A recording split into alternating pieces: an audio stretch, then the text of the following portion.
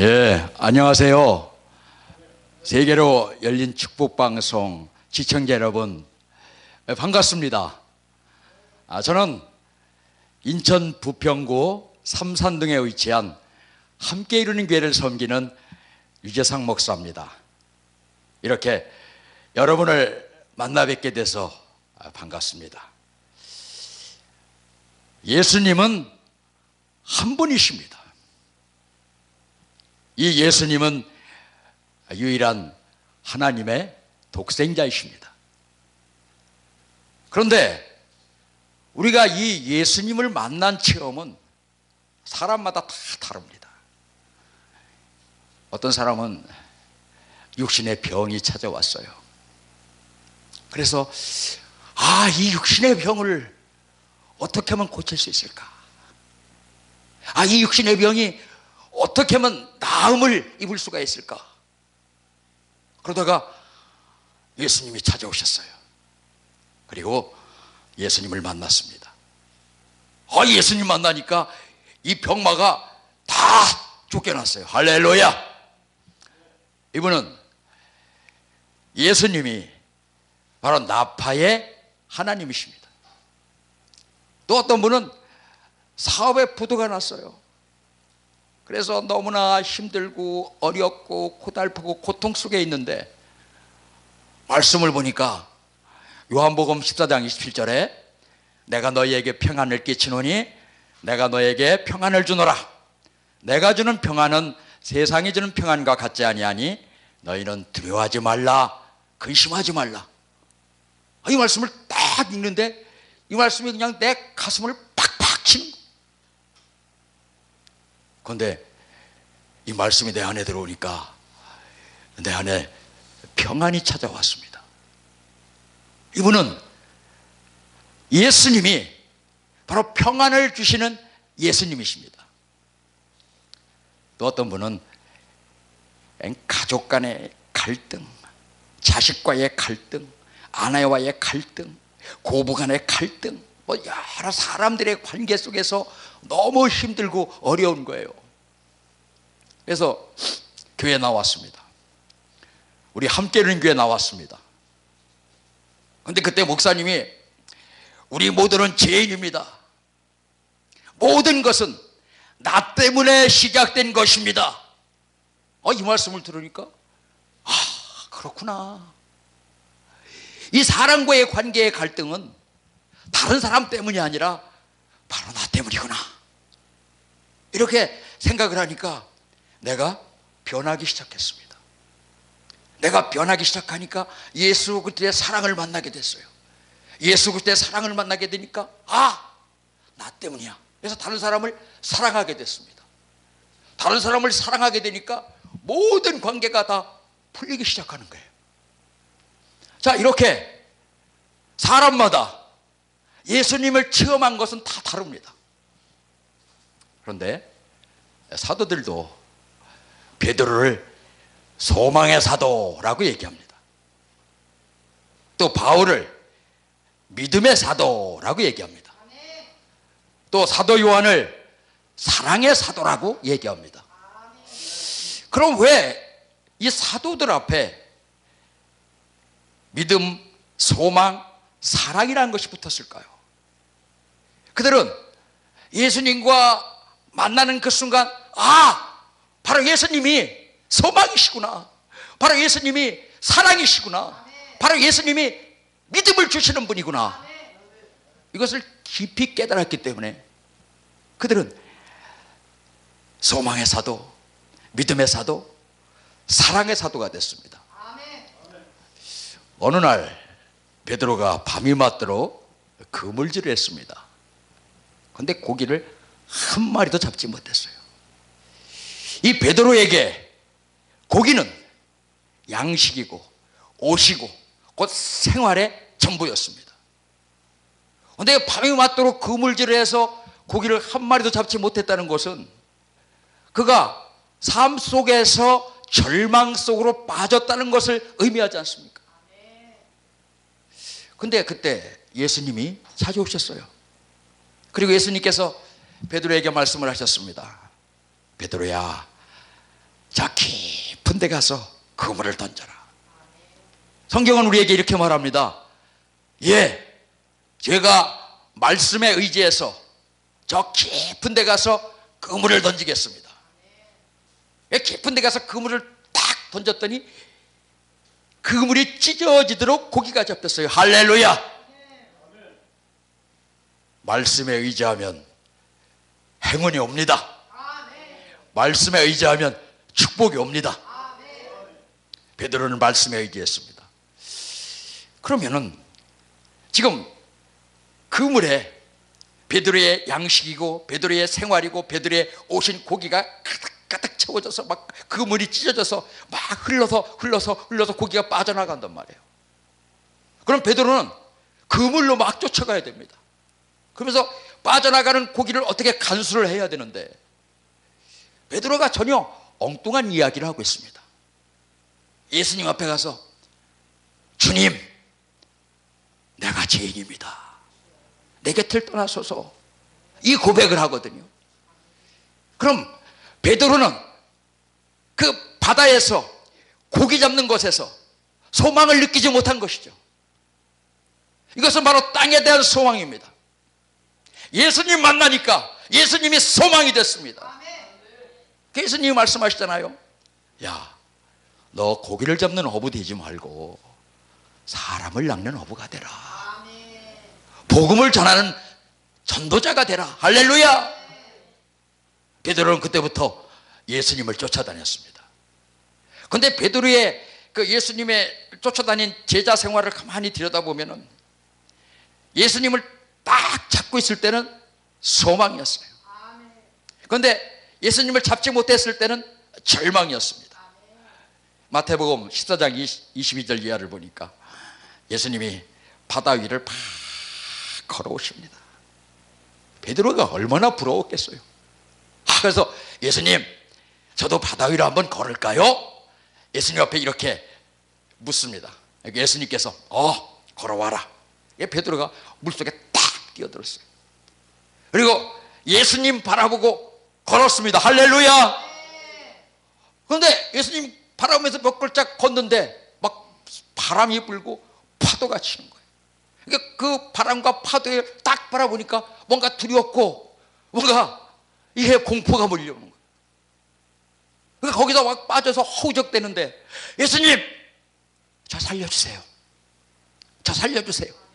그러니까 예수님께서 손잡아서 베드로를 살려주지 않습니까? 바다는 우리의 삶이죠. 바다는 세상을 상징하기도 합니다. 우리가 바닷속에 있을 때, 세상을 바라볼 때 우리에게는 아무런 소망이 없습니다. 세상은 이 공중권세를 사단이 잡고 있기 때문에 세상은 힘들고 어렵고 고통스럽고 고민스럽고 두렵고 그런 곳이 세상입니다. 세상에는 행복이 없습니다. 왜냐하면 어떤 사람은 내가 돈이 많으면 행복하겠지. 그렇지 않습니다. 그렇지 않아요. 돈이 많으면, 돈이 내 통장에 쌓여 있으면 더 벌고 싶은 것이 사람의 욕심입니다. 그리고 그 길이 그렇게 쉽게 돈이 벌어지지 않아요. 그래서 힘들고 어렵고 고달픈 겁니다. 그러나 예수님 바라보면, 할렐루야, 예수님이 내 손을 잡아주시면 절망 가운데 소망이 생기는 거예요. 그런데 여러분 어떻습니까? 아직도 그 바닷속에서 우리가 파도를 바라보면서 바람을 바라보면서 너무너무 힘들다, 너무너무 지친다, 이런 생각들 하고 계시지 않습니까? 이런 생각들 하고 계신 유튜브 시청자 여러분 계시면은 예수 그리스도의 손잡으시기를 주님의 이름으로 축복합니다. 왜? 예수님이 소망이기 때문에 그렇습니다. 그게 베드로가 가장 절망 속으로 빠진 적이 있습니다. 이제 베드로는 예수님께서 내가 이제 십자가에 달려서 죽어야 되겠다 이렇게 말씀하시니까 베드로가 아유 예수님 그러시면 안 됩니다. 그러면 안 돼요. 이 땅이 얼마나 좋은데요. 예수님께서 사단아 물러가라.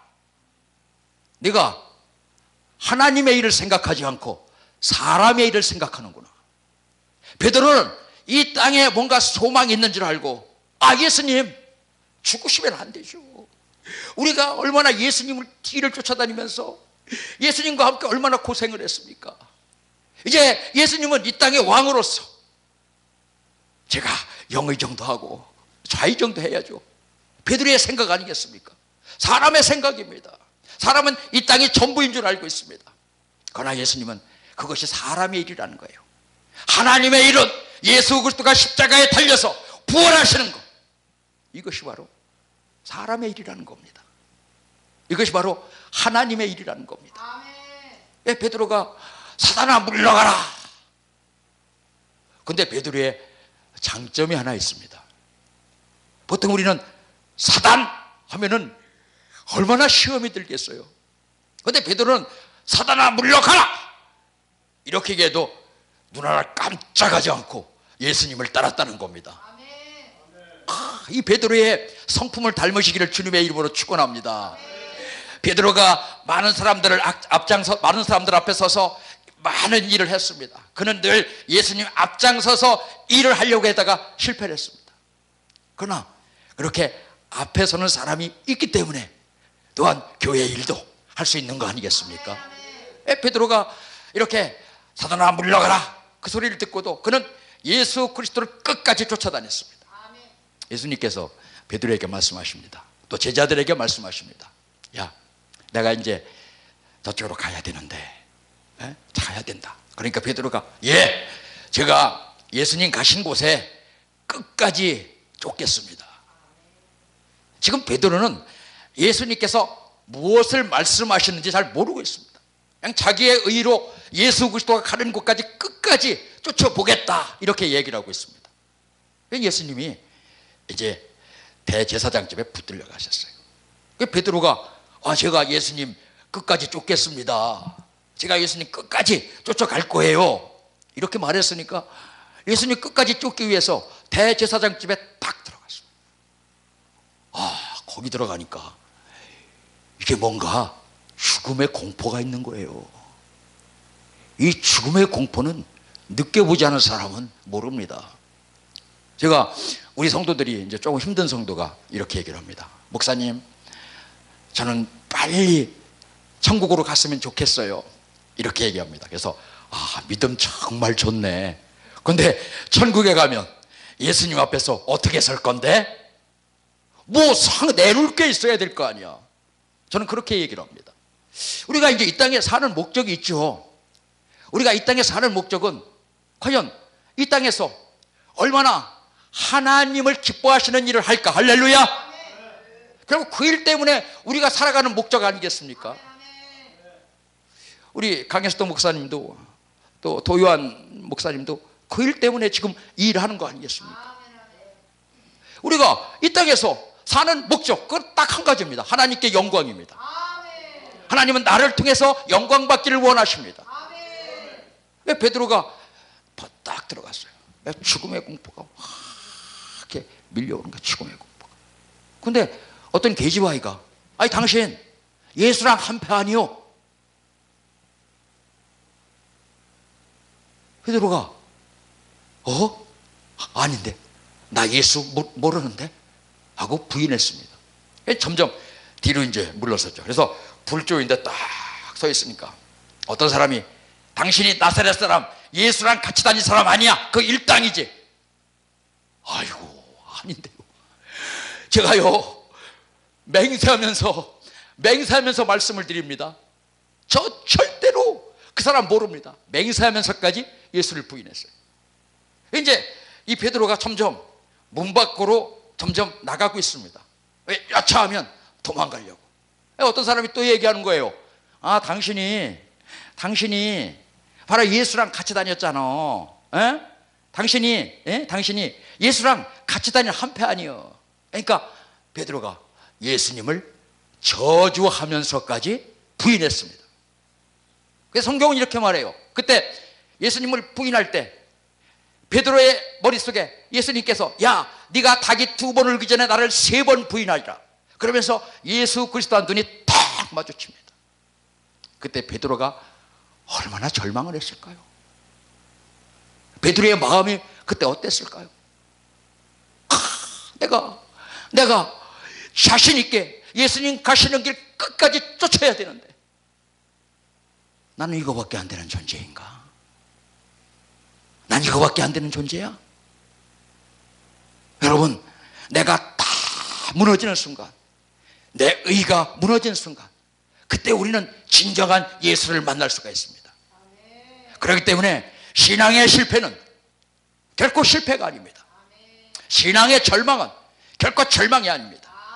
왜냐하면 예수님께서 다시 찾아오기 때문에 그렇습니다.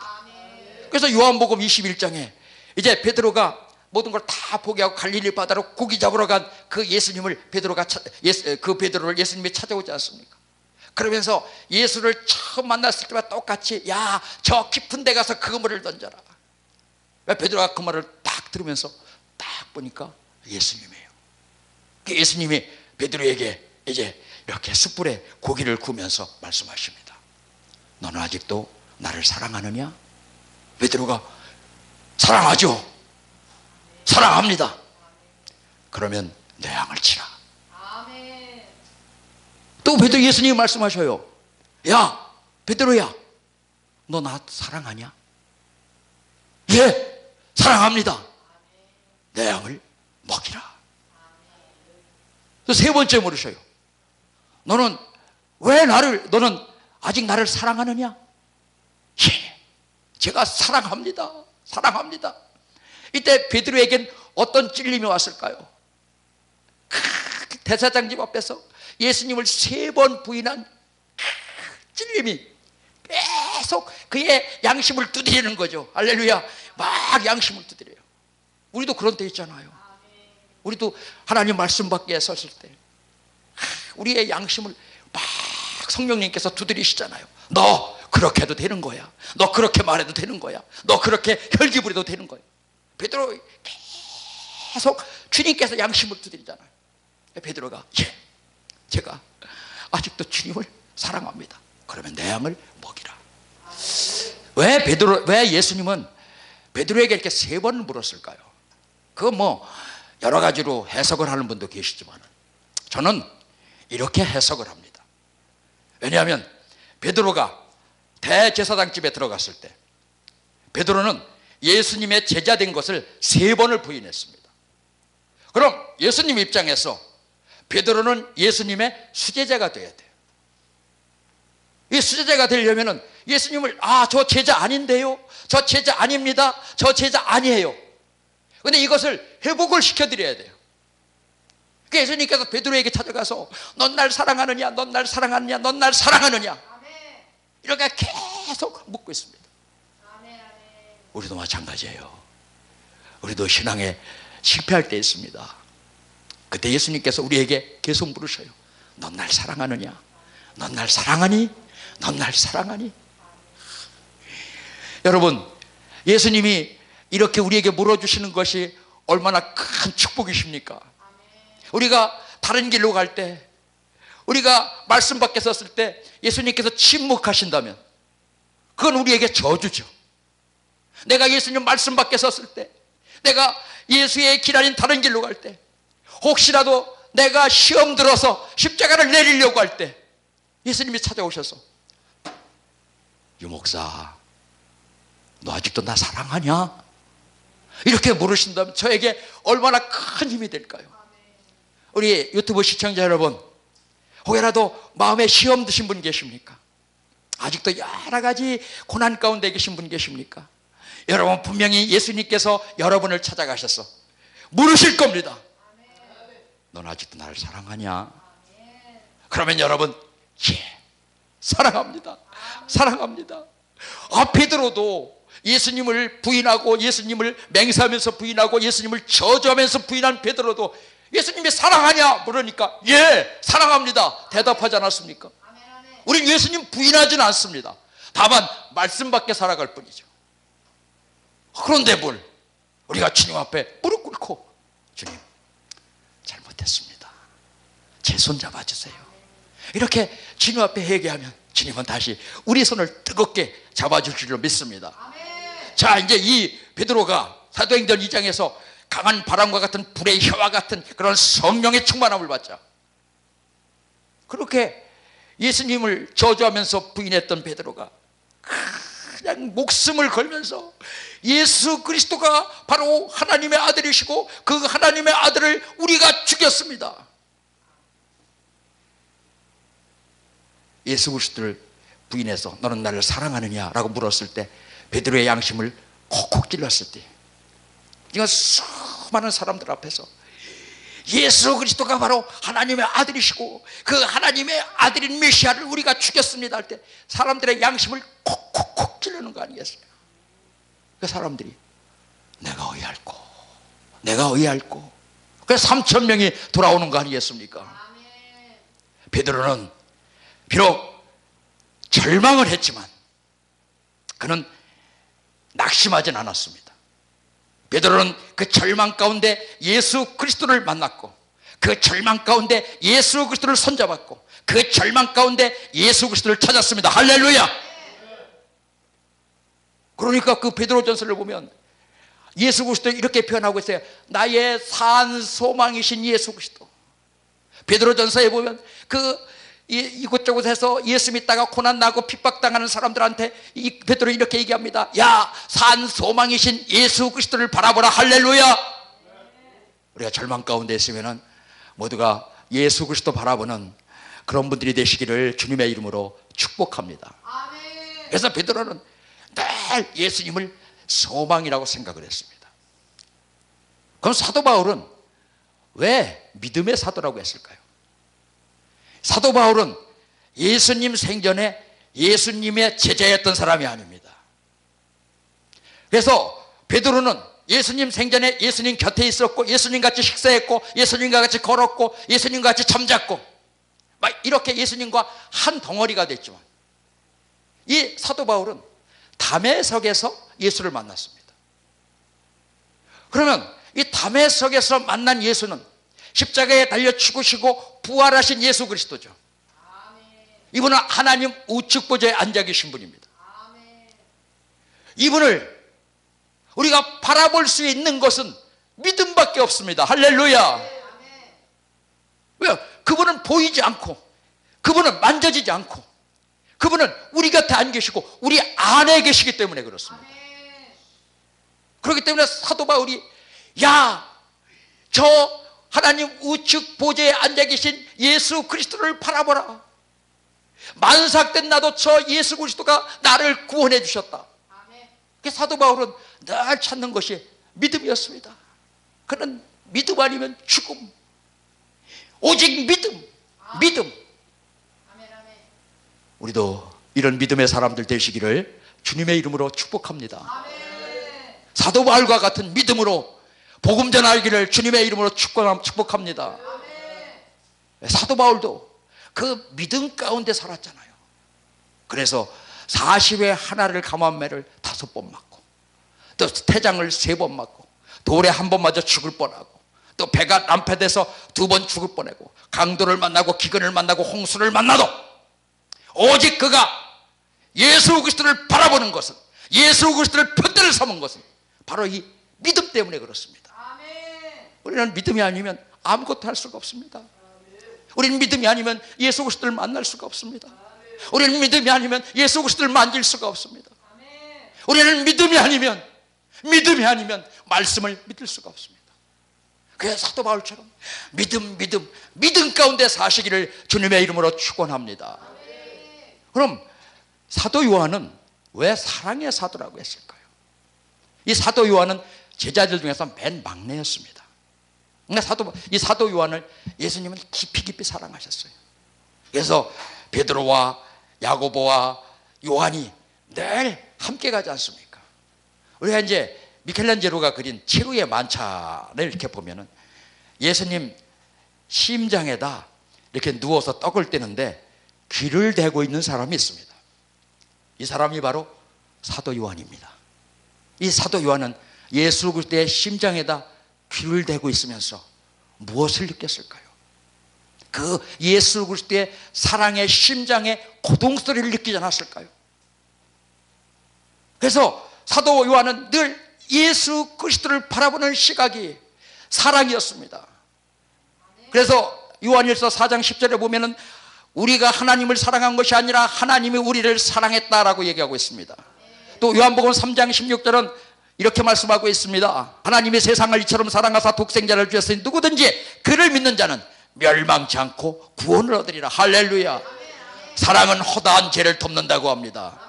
예수님께서도 제자들에게 말씀하셨습니다. 너희는 서로 사랑하라 말씀하셨습니다.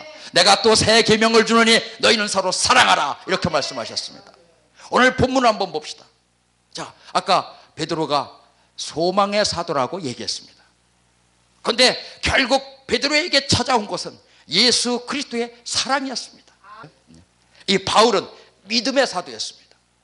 그러면 오늘 본문은 바로 바울이 쓴 거 아니겠습니까? 그러면 바울이 썼으면 믿음이 최고야, 믿음이 최고야 이렇게 얘기를 해야 됩니다. 왜? 그가 믿음 가운데 예수 그리스도를 만났기 때문에 그렇습니다. 그런데 오늘 본문을 보니까 믿음, 소망, 사랑 가운데 그 중에 제일은 사랑이라 이렇게 못 받고 있습니다. 우리가 성경을 짜고 짜서 다 걸러내고 두 글자로 딱 표현하면 그것은 바로 사랑입니다. 사랑입니다. 사랑입니다. 우리 모두 사랑하시는 여러분이 되시기를 주님의 이름으로 축원합니다. 그래서 그 사랑 가운데 우리가 모두 성령으로 하나 돼서 온전히 하나님을 바라보시는 우리 세계로 열린 축복방송 유튜브 시청자 여러분 되시기를 주님의 이름으로 축복합니다. 기도하시겠습니다.